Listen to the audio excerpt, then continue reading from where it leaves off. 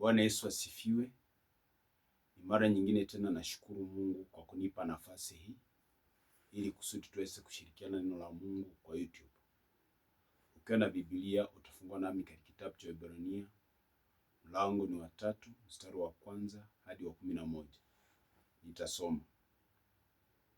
Biblia inasema kwamba kwa hiyo ndugu watakatifu wenye kushiriki mwito wa mbinguni, mtafakarini sana mtume na kuhani mkuu wa maungamo yetu Yesu, aliyekuwa mwaminifu kwake yeye aliyemweka kama Musa, naye alivyokuwa katika nyumba yote ya Mungu. Kwa maana huyo amehesabiwa kuwa amestahili utukufu zaidi kuliko Musa, kama vile yeye aliyetengeneza nyumba alivyo na heshima zaidi ya hiyo nyumba. Maana kila nyumba imetengenezwa na mtu, ila yeye aliyetengeneza vitu vyote ni Mungu. Na Musa kweli alikuwa mwaminifu katika nyumba yote ya Mungu, kama mtumishi awe ushuhuda wa mambo yatakayonenwa baadaye. Bali Kristo kama mwana juu ya nyumba ya Mungu, ambaye nyumba yake ni sisi, kama tukishikamana sana na ujasiri wetu na fahari ya daraja letu mpaka mwisho. Kwa hiyo kama anenavyo Roho Mtakatifu, leo kama mtaisikia sauti yake, msifanye migumu mioyo yenu kama wakati wa kukasirishwa siku ya kujaribiwa katika jangwa, hapo baba zenu waliponijaribu, wakanipima, wakaona matendo yangu miaka 40. Kwa hiyo nalichukizwa na kisasi hiki, nikisema siku zote ni watu waliopotoka mioyo, hawa hawakuzijua njia zangu. Kama nilivyo hapa, kwa hasira yangu hawataingia rahani kwangu. Wakati mwingine nampenda kushiriki nasi neno la Mungu, na ujumbe wangu wa siku ya leo kichwa chake ni kuhusu kuwa mwaminifu kwa Mungu na kwa wanadamu. Mungu tunaye mwabudu ni Mungu mwaminifu. Ukitazama katika uumbaji, baada ya kuumba mbingu, aliweka malaika, makerubi na maserafi, na pia kuna wasee 24 na wenye uhai 4. Akaumba anga, akaumba nchi. Ukiangalia nchi, aliweka miti, manyasi na hata majani. Hii miti ama mimea aina yote iko pale kwa ajili ya vyakula kwa viumbe vyake. Na akaumba viumbe vingine kama vile wanyama wa pori na wakufugwa nyumbani, ndege wa pori na wakufugwa nyumbani, hata wadudu. Hivi vyote kuishi kwao ni mpaka vipate kula. So kwa uaminifu wa Mungu utapata kwamba ameweka majira na wakati. Majira ni nyakati zile ambazo kuna mvua, na pia kuna kiangazi, kuna joto, kuna baridi. Mvua inanyesha nchi ili kusudi nchi iweze kuzalisha mimea ambayo ni chakula kwa viumbe yenye ameviumba. Na kile chakula ama hivyo mimea, joto, baridi ni vya muhimu, inasaidia hizo mimea kuweza kukua. Na pia jua linasababisha viwe tayari kuvunwa. So unaona kwamba yale majira yeye ni mwaminifu.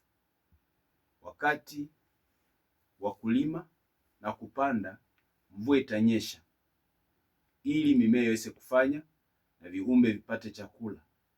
Na pia baada ya mvua kunyesha, kuna baridi, kuna joto, inasaidia hicho chakula kuweza kukua vizuri. Yeye ni mwaminifu. Nataka niseme kwamba tangia mwanzo hakutakoma mvua, joto na baridi, sababu vyote ni vya manufaa kwa ajili ya vyakula. Na pia kuna wakati, kuna wakati wa usiku, kuna wakati wa mchana. Wakati wa mchana ni wakati wa shughuli. Utapata hata kama ni wanyama, ndege wametoka kwenda kutafuta chakula, na kama ni mtu pia utapata kwamba wameenda kushughulika. Wakati wa mchana ni muhimu, ni shughuli za kutafuta chakula na pia vitu vya kujimudu kimaisha kama wanadamu. Na usiku umewekwa, huo ni wakati wa kupumzika. Utapata hata kama ni wanyama, ndege, ikifika jioni, ndege wanaenda viotani kwa miti yao, wanyama wanaenda kwa mapango, wengine kwa mapori penye wanaishi, sababu ni wakati wa kupumzika. Na Mungu ni mwaminifu. Utapata kwamba kuna mchana, kuna jioni, havitabadilika daima. Kwa hivyo Mungu wakati alipoumba mtu na mtu alipoanguka, kukawa na kitengo kati ya mtu na Mungu. Mungu alitoa ahadi kwa kusema kwamba ameweka uadui kati ya uzao wa nyoka na uzao wa mwanamke. Uzao wa nyoka ni Shetani na uzao wa mwanamke ni Yesu. Manake huo ndio wakati wa kwanza wa unabii kuhusu Mwokozi. Aliyetoa ule unabii ni Mungu mwenyewe. Katika kitabu cha Mwanzo mlango wa 3 mstari wa 15. Ilipita miaka mingi wakati mwanadamu ako kwa kifungo, anateswa, hana wa kumsaidia, ameonewa, ako na magonjwa, maradhi, anaoperate chini ya laana. Baada ya miaka mingi, kwa uaminifu wa Mungu aliweza kukamilisha kumleta Yesu.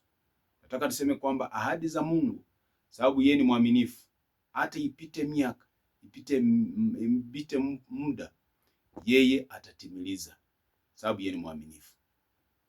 So kwa hivyo tukiangalia pia wakati Israeli alipokuwa katika nchi ya utumwa, hilo ni jambo Mungu alipromise Ibrahimu.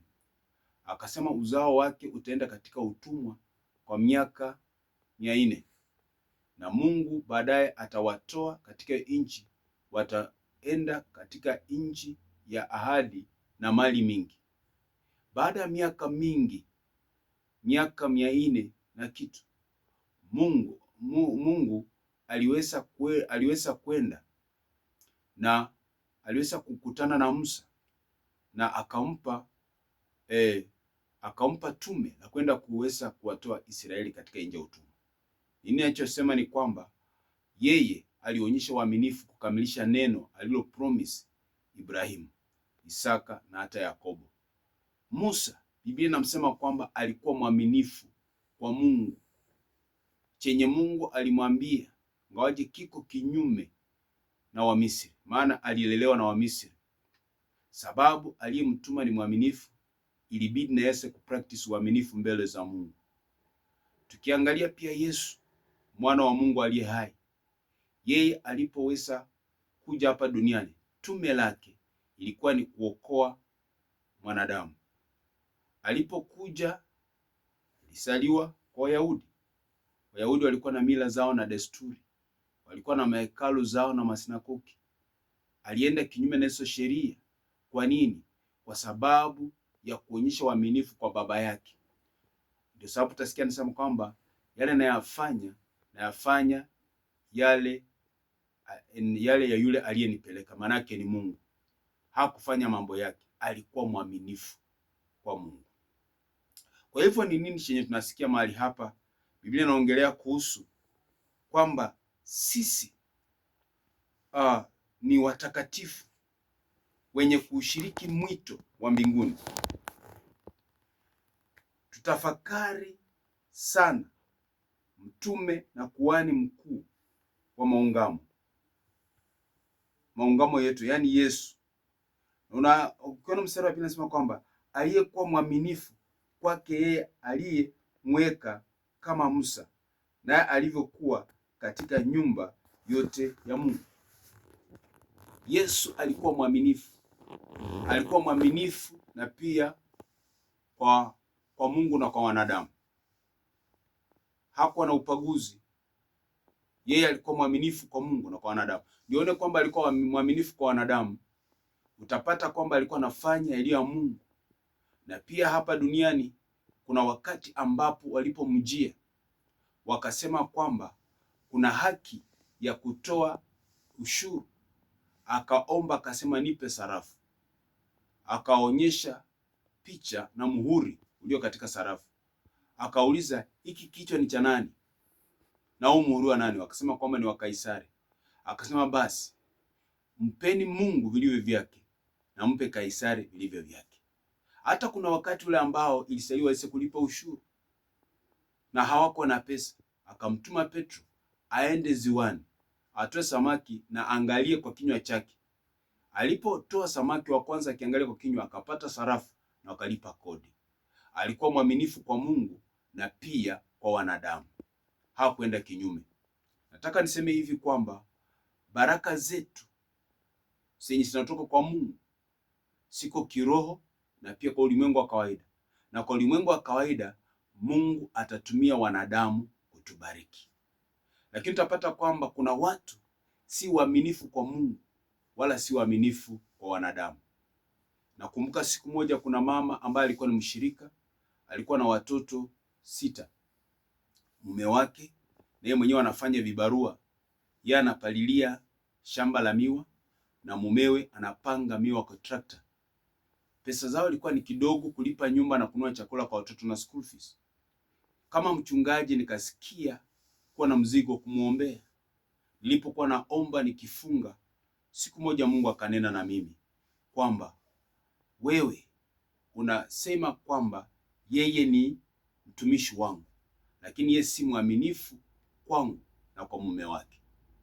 Si mwaminifu kwa Mungu kwa kupatikana ibadani. Si mwaminifu kwa kutoa fungu la 10 na sadaka.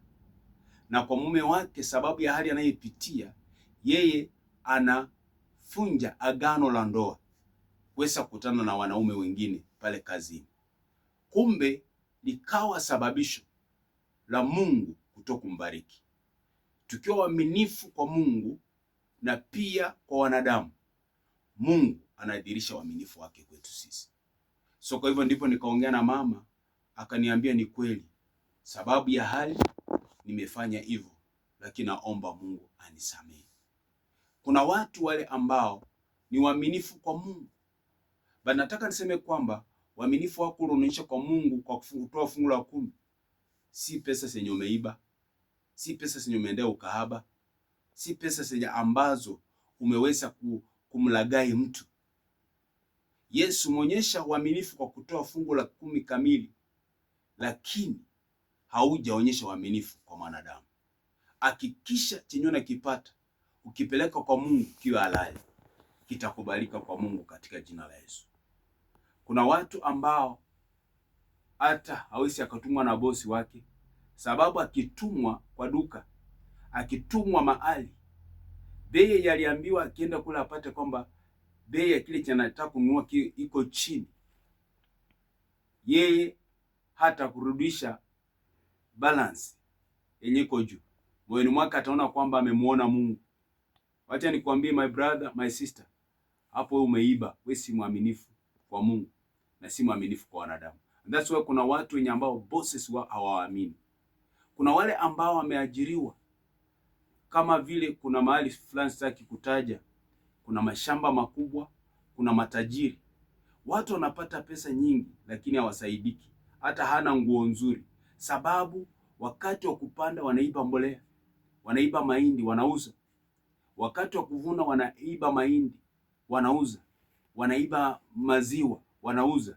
Nataka nikwambie kwamba kama wewe si mwaminifu kwa Mungu na kwa wanadamu, haitaleta baraka katika maisha. Kuna wengine ambao wameajiriwa, labda pengine ni mama wa nyumba ama msichana wa nyumba. Wakati bosi hayupo, yeye anavaa nguo za bosi. Na pia pengine wakati ule bosi hayupo, huyu ni mama wa kufanya kazi na kurudi kwake nyumbani, kwa nguo ndani ameiba sukari, ameiba mafuta. Huo si uaminifu. And that's why unapata kwamba wengi hawabarikiwi, sababu si uaminifu kwa Mungu wala kwa wanadamu. Mungu ni mwaminifu. Yesu alikuwa mwaminifu kwa Mungu na kwa wanadamu. Hata Musa alikuwa mwaminifu kwa Mungu na kwa wanadamu. Tuwe waaminifu. Tukiwa waaminifu kwa Mungu na kwa wanadamu, itakuwa ni ya baraka kwetu katika jina la Yesu. Wengi si waaminifu. Akipata kitu cha mwenzake, ama pengine yeye anauza sokoni, wakati ananunua mahindi ana gorogoro ya kununua mahindi, lakini kuuza anayo nyingine ya kununua, ameifanyia ukarabati, imepanuka. Mwenye anakuja kuuza hapo na gorogoro kama 40, wakipima zinatoka gorogoro 20. Yaani hiyo gorogoro inachukua gorogoro 1.5 ama gorogoro 2. Na ukisema kwamba akuuzie kwa ile, anakataa. Nataka nikwambie kwamba wengi hawaendelei sababu si waaminifu. Wengine wanauza maziwa. Kama maziwa ni lita 5, lita 10, anaweka lita 3 ya maji. Hiyo si uaminifu kwa Mungu na kwa wanadamu. Tukiwa waaminifu kwa Mungu kwa kumtolea fungu la 10 na sadaka, tupatikane katika ibada zinazohitajika, na pia tuwe waaminifu kwa wenzetu, itakuwa ya baraka katika maisha. Sababu baraka tunazohitaji siko kwa mikono ya wanadamu. Na ndipo Mungu aweze kuwakomandi wanadamu wa kubariki kuwa mwaminifu. Napenda nimalizie mahali pale, na hilo jambo naamini kwamba umelishika ndugu yangu, dada yangu, mama na hata baba, vijana wa kiume na wa kike. Kabla sijamalizia, kuna watoto ambao ukimwacha kwa nyumba kwa dakika chache, ameenda kwa koti la baba yake, kwa longi anatafuta pesa, anaiba. Wewe si mwaminifu. Kuna hata wamama ambao wakiosha nguo za wazazi za waume zao, wakipata pesa kwa mfuko, anaficha, hawezi akamrudisha. Huo si uaminifu. Imagine unaibia mume wako, imagine unaibia mzazi wako, na unataka Mungu akubariki, na unajifanya innocent, ni kama haujafanya kitu chochote. Mungu anaona. Huo si uaminifu. By the way, nataka nikueleze, kile unachokipanda ndio kile utakachokivuna. Wewe kijana, kuwa mwaminifu kwa Mungu na kwa wazazi wako. Wewe mama, kuwa mwaminifu kwa Mungu na kwa mume wako. Na pia hata wewe mzee, kuwa mwaminifu kwa Mungu na kwa mke wako. Unaenda kwa kibeti cha mama, unaiba pesa, na unajifanya au kukwepa. Hata wakati nauliza nilienda wapi, hata kama ni watoto ama ni jirani, na ni wewe ndio umeiba. Biblia inasema kwamba tuwe waaminifu vile ambaye aliyetuelekeza kwa maungamo, ambaye ni Yesu, alikuwa mwaminifu. Mungu akubariki na kutende mema. Kwa hivyo napenda niombe, itakuwa ya baraka. Baba, katika jina la Yesu nasema ni asante kwa ajili ya neno lako ambalo tumelisikia hata wakati huu kwa YouTube. Umeongea na sisi kwamba tuwe waaminifu kwako na kwa wanadamu, vile Musa alikuwa mwaminifu kwako na kwa wanadamu, vile Yesu alikuwa mwaminifu kwako na kwa wanadamu. Tukiwa waaminifu kwako katika ibada zinazohitajika, kwa fungu la 10 na hata sadaka, pia tukiwa waaminifu kwa wenzetu, katika nyumba zetu, kwa matajiri na majirani, Baba, itafutia baraka, sababu baraka tunazohitaji siko kwa mikono ya wanadamu, na utawaamrisha waweze kutubariki. Kuna wale ambao wanaathirika kimaisha sababu ya kutokuwa waaminifu kwako na kwa wanadamu, na kusi rehema kwa ajili kila mmoja wetu, na uponye magonjwa, uponye maradhi, ufungue milango zilizofungwa, urejeshe kilichopotea.